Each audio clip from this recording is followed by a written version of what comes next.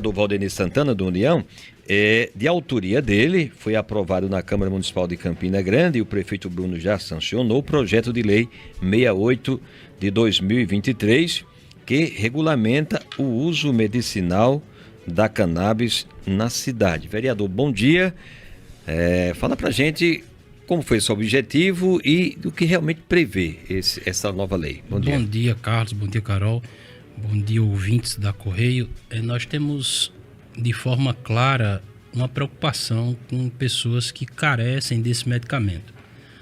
Nos chegou uma pauta trazida por uma equipe que se envolveu nesse trabalho com a Secretaria de Desenvolvimento Econômico e nos apresentaram essa pauta e nós trouxemos essa pauta para o plenário. Nós tivemos o cuidado, como é um tema sensível, de fazermos primeiro uma audiência pública com médicos, com especialistas no assunto, com pacientes que já usam, porque esse medicamento ele já é autorizado pela Anvisa, já existe.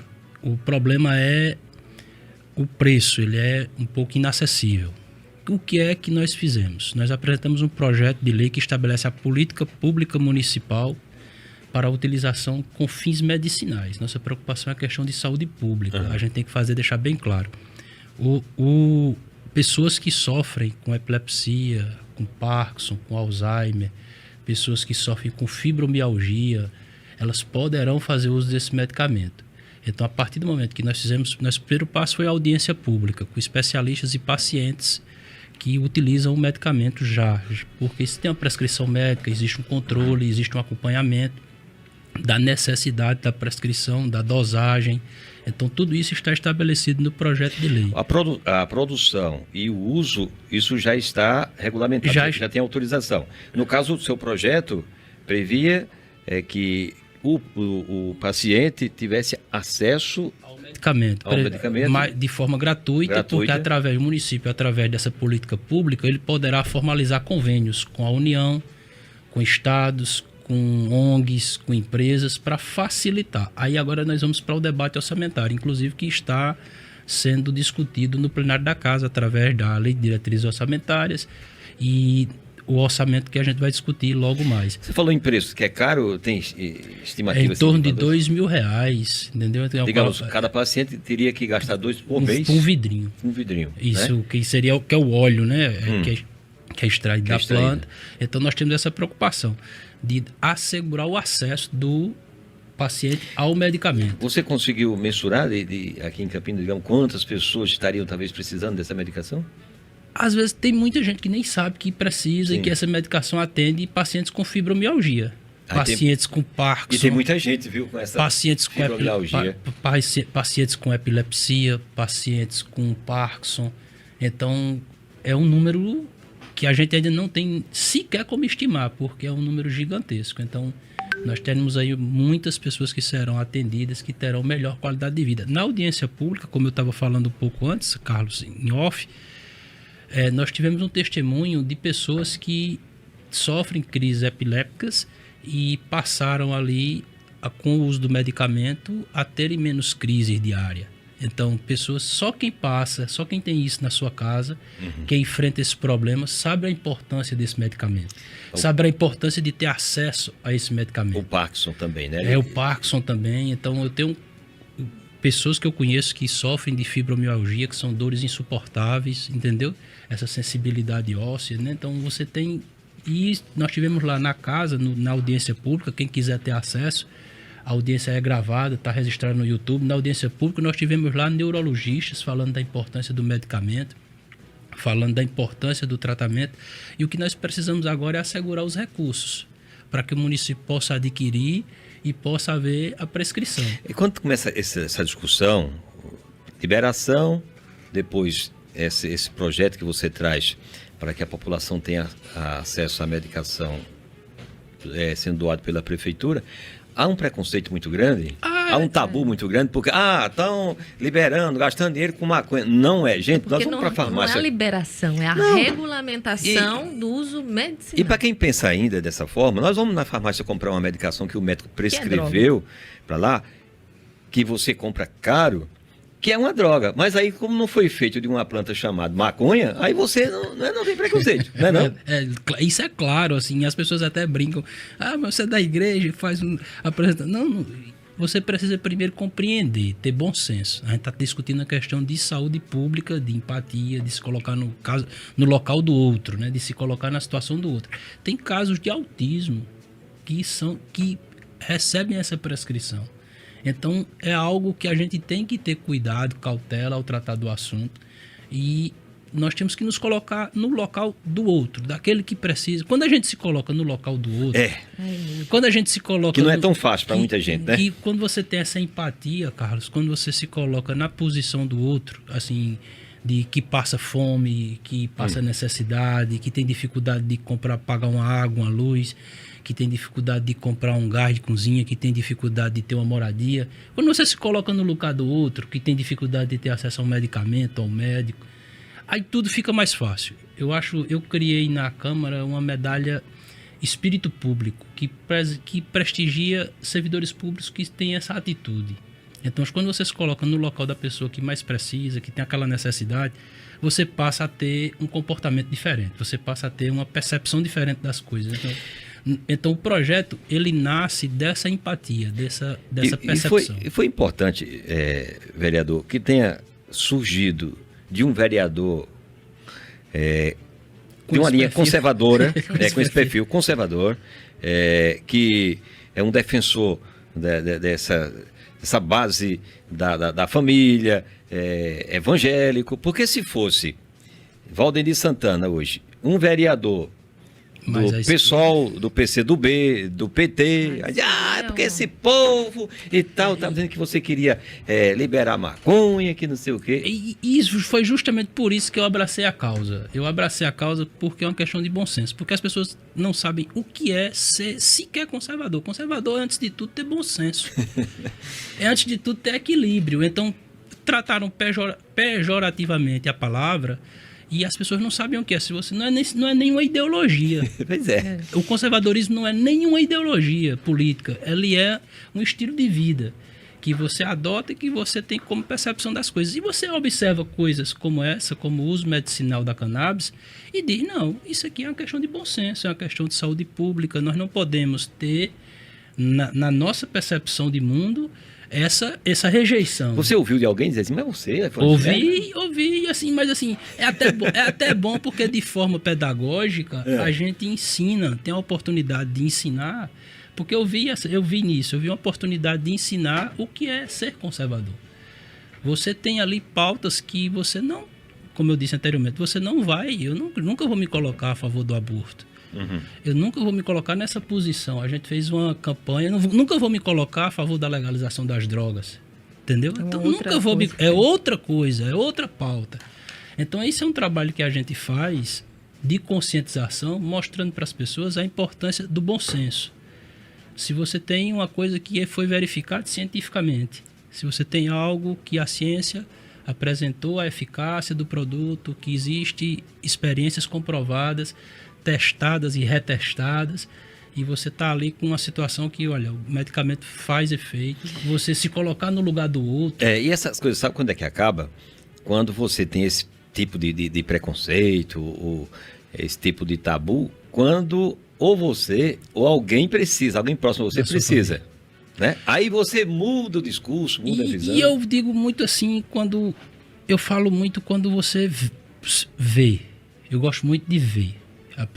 Quando se fala, mas tem gente que mesmo vendo não enxerga, não. Eu faço uma abordagem social na casa também, e muita gente às vezes critica, diz, mas isso é coisa de ocupação, aí diz que é invasão de terra pública. Não, eu costumo chamar de ocupação. Eu me preocupo muito com o pessoal que mora ali, eu chamo de ocupação, o pessoal que mora na ocupação Luiz Gomes, no bairro do Cruzeiro, que dormem no chão, que dormem em cima de uma espuma, que passam necessidade, que às vezes não tem o que comer. Com morador de rua. Que não pode ser visto como bandido, né? Que não pode ser visto como bandido, que não pode ser visto como um drogado. Tem que ser visto como uma pessoa que não teve a oportunidade e que precisa de um auxílio, não só do poder público, mas como precisa de um auxílio da sociedade. Então, existem pessoas que não tiveram a oportunidade. Essa história de pleno emprego, ela é balela, não existe. Existem pessoas que não terão a oportunidade. e que precisarão da ajuda do poder público sempre. Você tem que tentar minimizar.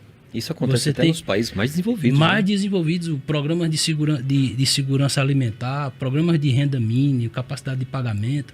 Você tem que dar essa assistência a essas pessoas, você tem que ter a sensibilidade. E eu aconselho, você que olha para o morador de rua com um olhar enviesado, você que olha para aquelas pessoas que estão no sinal com um olhar enviesado, visite a ocupação Luiz Gomes, visite as favelas da nossa cidade, as periferias, ali no Novo Cruzeiro, um local que já tem organizado, a universidade tem dado uma assistência, algumas pessoas, algumas ONGs têm dado uma assistência, mas existem pessoas lá que vivem em condições precárias.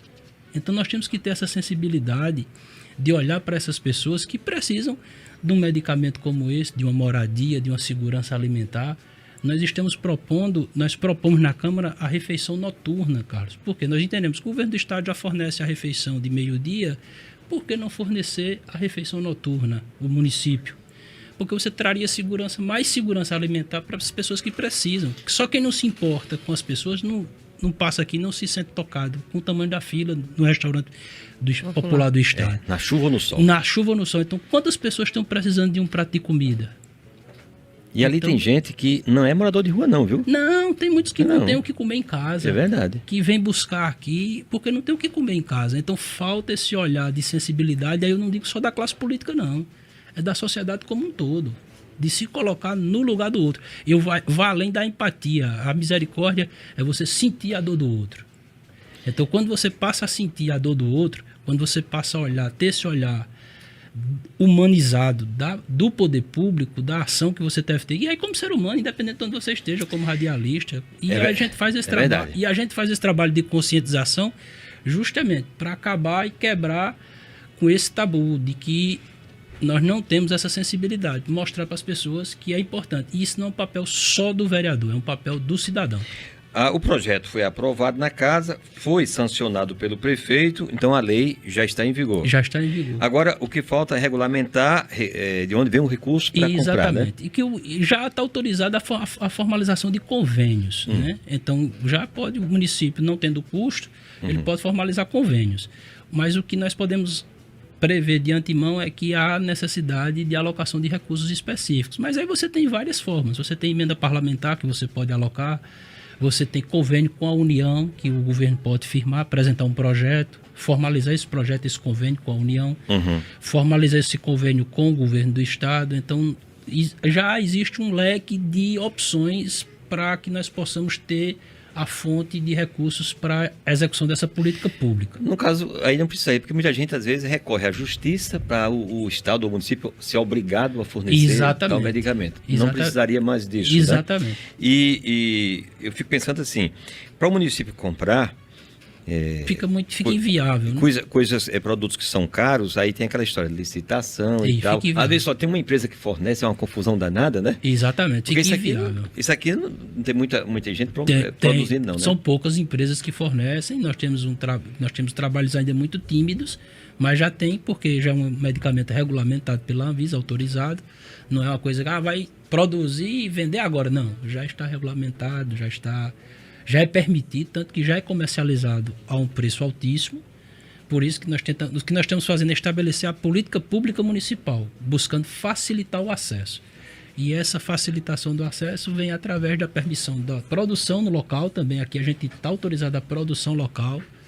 Então, empresas poderão se instalar em Campina Grande. Uma empresa autorizada. Já tem a Abrace também. Tem a Abrace que faz esse trabalho. Lá em João Pessoa e tem aqui também. Então, pode fazer esse trabalho de produção e comercialização. Então, vai facilitar muito. Aí você tem os incentivos fiscais, que você pode ter contrapartida. E alguém até de forma assim pejorativa diz, Campina Grande tem um clima muito bom para produzir.